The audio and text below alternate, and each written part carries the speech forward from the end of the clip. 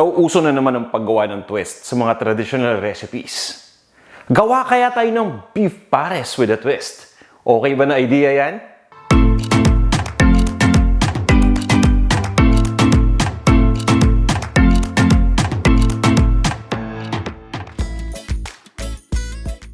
Welcome sa Panlasang Pinoy! Para sa ating episode ngayong araw na to, susubukan natin gumawa ng twist sa ating minamahal na beef pares. Ang tanong, magiging maganda kaya ang kakalabasan? Well, hindi natin malalaman hanggang hindi natin subukan, kaya tara, gawin na natin to. Ito yung mga sangkap na gagamitin natin para sa ating lulutuin. Beef chuck o kalitiran. Kailangan din natin dito ng fresh na Mickey noodles. Ito yung medyo palapad. Gagamit din tayo ng bawang, chinop ko na yan, pati na rin syempre ng sibuyas. At ng luya. Chinop ko lang din yung luya ng maliliit na peraso.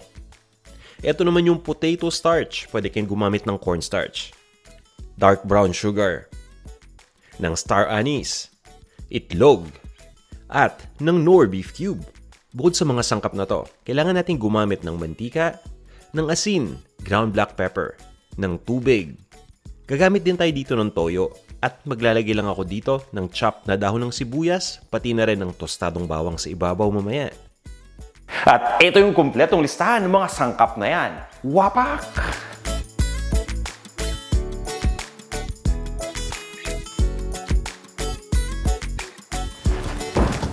Kaya kung handa na kayo, ako excited na rin eh. Tara na, subukan na natin to.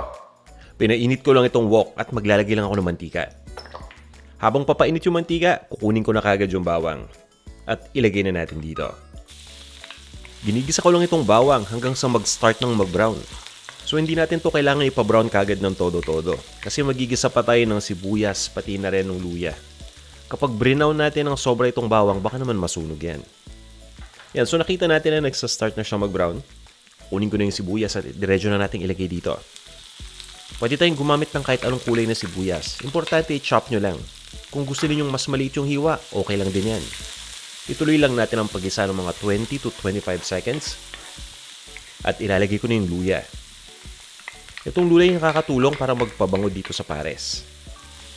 Itutuloy ko lang ang pag-isa hanggang sa lumambot na ng tuluyan yung sibuyas. At pagkatapos niyan, pwede na nating ilagay dito yung beef. So ito na yung beef chuck o yung kalitiran. Kanina buo yung pinakita ko, so hiniwa ko lang ito into cubes. At ginigisa ko lang to kasama ng ating mga aromatics hanggang sa mag-light brown na yung kulay ng outer part. Kaya naman na importante na halu-haluin natin ito habang ginigisa para maging pantay yung pagkakaluto ng bawat sides ng beef. And at this point, okay na yung beef, no? So nakikita ninyo na lahat ng sides ay light brown na. Pwede na nating ilagay ibang mga sangkap. Ngayon ay maglalagay naman ako ng toyo. Yan, papaikot ko lang dito sa ating wok. Ilalagay ko lang sa ibabaw ng beef. At itutuloy ko lang ang pag-isa ng 1 minuto pa. So kapag tinitingnan natin itong beef, mukhang malambot na, no? Pero ang totoo, hindi pa yung malambot. Malayo pa yan sa pagiging malambot. Kaya kailangan pa natin yung pakuluan. So papakuluan natin ito para lumambot, kaya maglalagay lang tayo dito ng tubig. So ibusan natin yung tubig dito sa wok. At pagkatapos yan, tatakpan lang natin ito. Pabayaan lang muna natin na kumulo yung tubig, no? Kaya natin tinatakpan itong wok. At yan, once na kumulo na, naglalagay lang ako dito ng star anise. 2 peraso lang, huwag nating dadamihan dahil baka naman sumobra yung lasa nito at hindi nyo magustuhan. So para sa akin, 2 peraso lang yung max. Ito naman yung dark brown sugar. Haluin lang natin. At para talagang maging kompleto at buong-buo yung lasa nitong ating beef pares lomi, naglalagay ako dito ng Knorr beef cube. Pagdating dito sa ating beef cube, 2 peraso lang. Saktong-sakto na yan. Mabibigay niyo yung lasa ng baka na kailangan nitong ating beef pares lomi. So haluin ko lang at tatakpan na natin itong wok. I-adjust lang muna natin yung heat sa low. Itutuloy ko lang ang pagpapakulo hanggang sa lumambot na ng tuluyan yung baka. Kung gusto ninyong medyo shortcut, gumamit kayo ng pressure cooker para mas mapabilis. So kapag pressure cooker, mga 12 to 15 minutes, malambot na yung baka. Pero kapag gagamitin natin itong method na to, aabutin tayo dito ng 1 oras or more. Depende sa quality ng baka na gamit ninyo. At kung magpapakulo kayo ng traditional way kagaya ng ginagawa ko, huwag ninyong kakalimutan na i-check ito every now and then para makakita natin yung tubig. Habang nagpapakulo kasi tayo, may mga steam na nakakatakas niyan. At ang nangyayari, unti-unting natutuyuan na yung liquid dun sa loob. So, importante na makasigurado tayo na may tubig lagi yung ating lutuan. At this point ay malambot na yung beef. Napakuluan ko na ito ng mga 1 hour and 10 minutes. Yan, at tatanggalin ko lang muna dito yung star anise. Na-extract na natin yung lasa nito. Kumaga tamang-tama na yung lasa ng sabaw. Ang ayaw kasi nating mangyari ay makuha yung star anise at masubo natin. No? Once sa makagat nyo yan, napakatapang ng lasa niyan. Kaya naman tinatanggal ko to bago natin ituloy yung pagluto. At para makasigurado tayo na talagang malambot yung beef, eto, testingin lang natin. Kukuha ko ng isang peraso. O yan, di ba? Kitang-kita nyo naman na kaya nang i-separate ito ng tinidor. Ibig sabihin yan, kapag ginuya natin yan, malambot na yan. At this point ay ilagay na natin yung fresh na Mickey noodles. At may konting preparasyon pa tayo dito para lang at least alam ninyo. So binababad ko muna yan sa mainit na tubig ng kahit mga 30 seconds lang. Kumaga hinahalo-halo ko lang para lang malinis yung outer part. Yan, at pagkatapos nyan, pwede na nating ilagay dito. Ihalo na natin sa sabaw. So, i-distribute ko lang itong noodles dito sa ating beef pares. Ngayon, ay titimplahan lang natin to. Naglalagay lang ako ng ground black pepper. Pati na rin ng asin. So, pwede kayong gumamit ng ground white pepper dito. Para dun sa asin, asin lang talaga or magdagdag kayo ng toyo. Hindi ako magsasuggest ng patis dito for this particular dish. So, it's either toyo lang or asin. Yan. So, haluin ko lang muna to. So sa ngayon, medyo mala beef pares mami pa lang to. Diba? Kung kailangan natin gawing lomi, dapat papalaputin pa natin yung sabaw. Kaya naman gumagamit tayo ng potato starch. So ang ginagawa ko, pinagsasama ko lang yung potato starch at tubig. So yung tubig na kailangan natin dito, either malamig o room temperature, okay na. Hahaluin lang natin mabuti yon para makakreate tayo ng tinatawag na slurry. At pagkatapos yan ay ibubuhos na natin dito. Mapapansin niyo habang hinahalo, unti-unti nang lumalapot yung sabaw nito. At bukod nga pala sa potato starch, pwede tayong gumamit ng cornstarch. At tandaan nyo pala, kailangan din natin dito ng sinangag na kanin o yung garlic fried rice para talagang maging pares, di ba? Yung iba kasi kahit na may noodles na yan, inuulam pa rin yan sa kanin. Kaya eto, isinasuggest ko, magkaroon kayo dito ng sinangag. At simpleng-simple lang yan.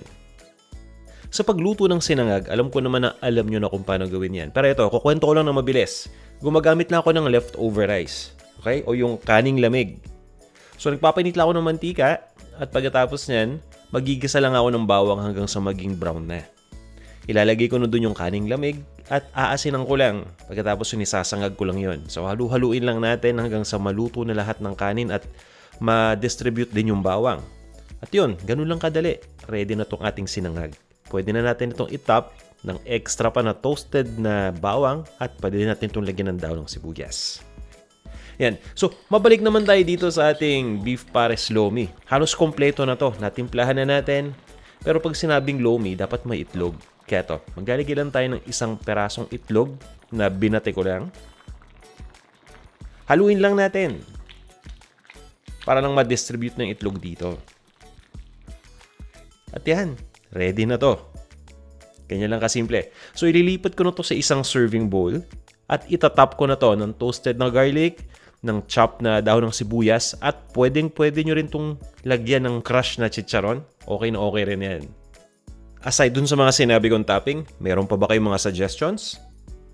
Pa-comment naman. Ito na ang ating beef pares lomi. Tara! Tikman na natin to. Pero bago natin tikman, syempre, gawin na muna natin yung sausawan. Pagdating sa lomi, napaka-importante ng sausawan yan. So ito, lalagay lang ako ng toyo. Pagkatapos, pwede kayong gumamit ng kalamansi o ng lime o ng lemon. So kung anong meron dyan sa inyo, pipigaan lang natin yan. At pumitas din ako ng siling labuyo. So yan. Pero baliwala yung sili kung hindi nyo dudurugin actually. So hulihin natin. Kasi maliliit eh. Yan. So, So, kailangan dinudurog yan para lumabas yung anghang. Okay, ito pa naman yung notorious na sili pagdating sa anghang. No? Akala nyo ang liit-liit, no? Small but terrible yan. So, yan, dudurugin lang natin yung sili. Tapos nyan, ready na yung ating lomi. Titikman na natin. So, yan, ready na tong lomi natin. At yung sinangag na kanin, garlic fried rice, at yung sausawan. So, ilalagay ko muna yung kanin dito. Since pares nga itong ginawa ko, so dapat kakaninan ko.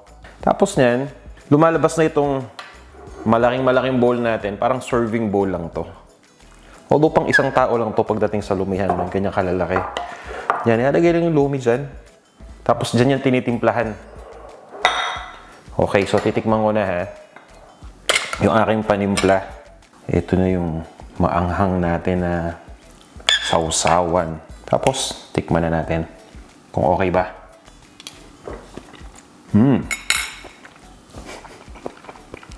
Tumutulo pa sa sarap eh. Naku, yari na naman to. Yari din man yung diet ko ngayon ano. Pero wala eh. Panalo eh. So, tingin ko, sumamba na naman tayo dito sa ating niluto na twist ng beef pares. Masarap din pala tong gawing lomi. Tapos sumamba natin ng sausawan. Kainin natin as pares, di ba? Dahil nga merong sinangag na kanin. So overall, guys, okay na okay to. Ako'y si Boy Chambalero siguro na lagi akong chumachamba. Panalo yung aking niluto. Hindi ako sa nagbubuhat ng upuan na, pero that's the truth. I-check na nyo yung recipe para dun sa lista ng ingredients. Dahil kapag sinubukan nyo to, maiintindihan nyo kung ba't ko sinabing panalo at sumamba tayo dahil ito yung lasa na hinahanap ko. Subukan nyo naman para naman ma-rate ninyo itong aking niluto. Okay? At napakarami ko pang hinanda sa inyo na iba't ibang mga masasarap na recipes sa ating mga next videos. Kaya abangan ninyo sana. Maraming salamat ulit sa patuloy ninyong pagtangkilik sa Panlasang Pinoy. Nagkita-kita tayo, ha? Hanggang sa muli.